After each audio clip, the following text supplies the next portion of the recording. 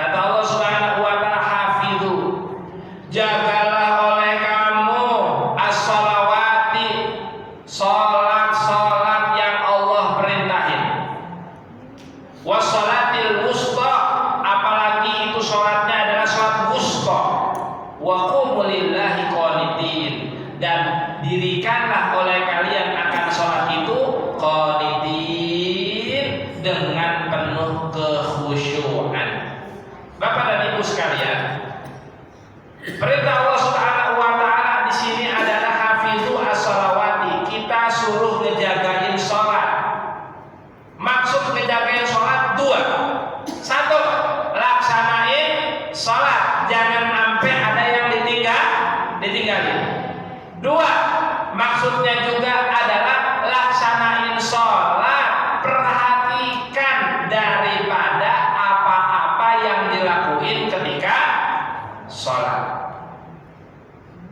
Rame, viral, orang sholat taraweh cuma 6 menit. Ada nggak di sini 6 menit? Ada nggak yang di sini? Nggak ada. Orang bilang ini panjang banget di sini mah, ya nggak? Iya, makanya kita mau cepet-cepetin sholat juga bilangnya nyantai dan nyantai deh kita sholat dari sini, ya nggak? Ada orang sholat taraweh viral 23 rakaat selesai 5 menit. Doleh, amin. Nah, gimana nih sholatnya nih yang kayak begini nih? Ya. Sholat itu yang diperintahin sama Allah adalah hafidhu, suruh dijaga. Ngejaga sholat termasuk juga adalah menjaga, memperhatikan daripada syarat-syarat dan rukun-rukunnya sholat. Maka dalam rangka kita pelaksanaan ibadah sholat itu ada rukun yang namanya rukun qauli. Rukun qauli. Apa tuh rukun qauli? Rukun ucapan. Sholat kalau syaratnya ngadep kiblat, syaratnya menutup aurat, syaratnya udah masuk waktu sholat, syaratnya dalam keadaan suci, baik badannya, pakaiannya, ataupun tempat sholatnya. Itu syarat-syaratnya sholat. Tapi kalau kita ngomongin rukun yang dilaksanain ketika sholat, maka rukun sholat itu terbagi menjadi 3. Satu, ada rukun qalbi, yaitu niat. Niat itu harus dilaksanakan sama hati. Yang kedua, ada rukun gerakan, namanya rukun fi'li. Kita berdiri, kita rukuk, kita i'tidal, kita sujud, kita duduk, kita sujud, kita duduk tahiyat akhir. Itu namanya rukun gerakan, namanya rukun fi'li. Dan ada satu lagi namanya rukun qauli. Apa tuh rukun qauli? Rukun ucapan. Maka hari ini kita pengen ngaji sedikit supaya apa? Yang pada pengen sholatnya cepat tetap bisa memperhatikan daripada rukun qauli ini.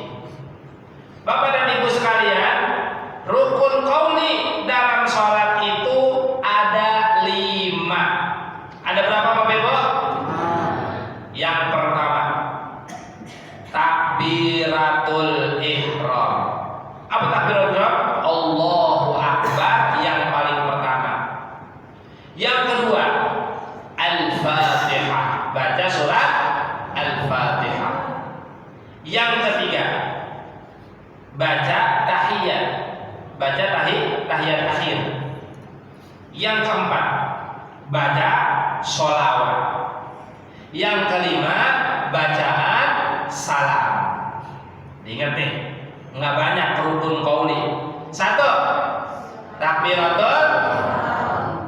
2, al-fatihah. 3, bacaan tahiyat atau tasyahud akhir. 4, bacaan sholawat. 5, bacaan salam. Ada berapa rukun qauli? Ada 5. Jadi 5 ini yang nggak boleh kita tinggalin, kudu kita laksanain dalam sholat. Baik sholatnya sholat wajib ataupun sholatnya sholat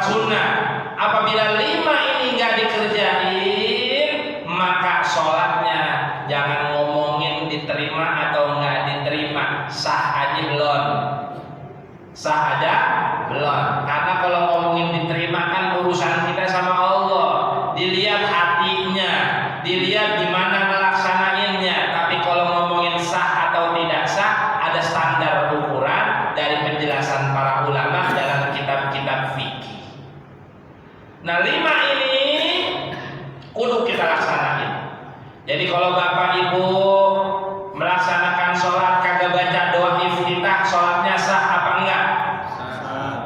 Kalau bapak ibu sholat kagak baca surat-surat tambahan selain Fatihah, sholatnya sah apa enggak? Bapak ibu sholat lagi ruku kagak pakai bacaan, sholatnya sah apa enggak? Bapak ibu lagi i'tidal kagak baca sami Allahu liman hamidah, sholatnya sah apa kagak? Lagi sujud kagak baca subhana rabbil a'la wa bihamdi, sholatnya sah apa enggak? Sholatnya sah. Sholatnya sah. Kenapa? Bacaan-bacaan itu bukan bacaan-bacaan yang wajib, hanya bacaan-bacaan yang sunnah. Maka kalau imam lagi sholat tarawih bacaannya cepat, ruku imam cepat banget, gue belum baca apa-apa ini. Ya enggak? Gimana? Boleh bangun kagak? Bangun, belum dibaca Ustaz, yakin. Ya enggak? Enggak apa-apa, enggak dibaca kagak membatalkan sholat. Sholatnya bisa tetap sah. Yang penting kalau rukun gerakan itu ada yang namanya tumanina. Apa itu tumanina? Berhenti sejenak, tenang, diem, enggak ada gerakan apa-apa. Lagi ruku, tidak. Jadi apa? Ada diam sebentar. Yang namanya kadarnya kadar tumanina. Berapa kadar tumanina? Seukuran bacaan subhanallah. Seperti itu. Tidak. Imam cepat banget udah sujud baik, belum dibaca tuh, malah bacanya panjang. Rabbana lakal hamdu milkus samawati wa milkul ardi wa milku ma syi'ta min syai'in ba'du. Belum kita baca itu imam udah sujud. Gimana nih? Sujud gak apa-apa, karena bacaannya bukan bacaan yang bukan termasuk rukun. Sujud juga begitu. Duduk di antara dua sujud baru Rabbil firli, imam udah Allahu Akbar. Gimana sholatnya?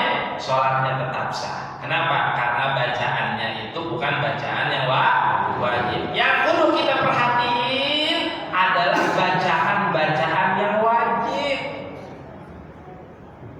Bacaan yang wajib itu yang kita perlu perhatiin. Yang pertama, takbiratul ihram, Allahu Akbar. Yang kedua, baca Al-Fatihah.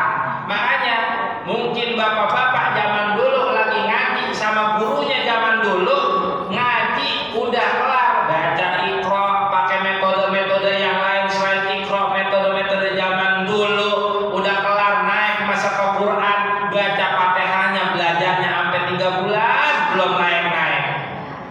Kenapa? Karena bacaan Fatihah bacaan yang wajib untuk kita baca, jangan sampai ada kesalahan. Makanya dikasih tahu, diajarin biar benar, jangan sampai ada salah-salah.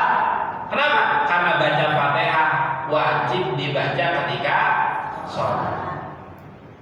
Kemudian bacaan tasyahud akhir.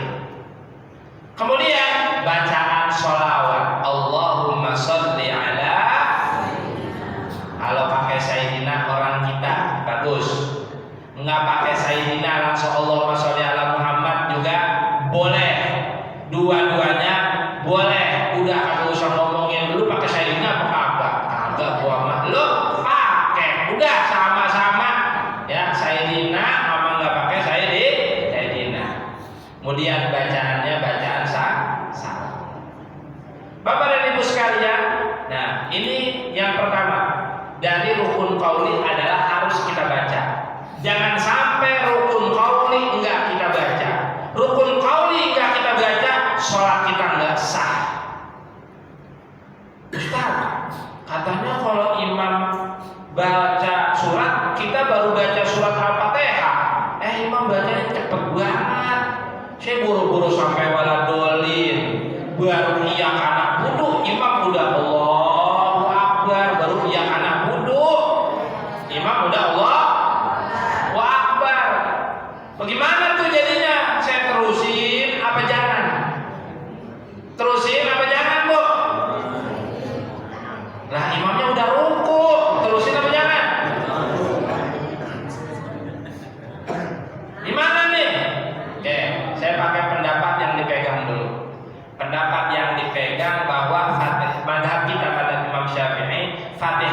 imam lil imam wa fatihatul ma'mum lil ma'mum. Jadi imam menanggung bacaan Fatihahnya sendiri dan makmum juga punya kewajiban untuk menyelesaikan Fatihahnya sendiri. Maka kita harus sempurnakan Fatihah kita. Ya, harus sempurnakan Fatihah kita. Maka dari pendapat ulama yang ini, kita boleh baca Fatihah sebelum imam waladolin, boleh kita baca Fatihah, tapi jangan mendahului imam atau barengan sama imam. Maksudnya apa? Imam baru baca Ar-Rahmanir Rahim, kita udah baca Iyyaka na'budu, itu namanya mendahului imam, nggak boleh.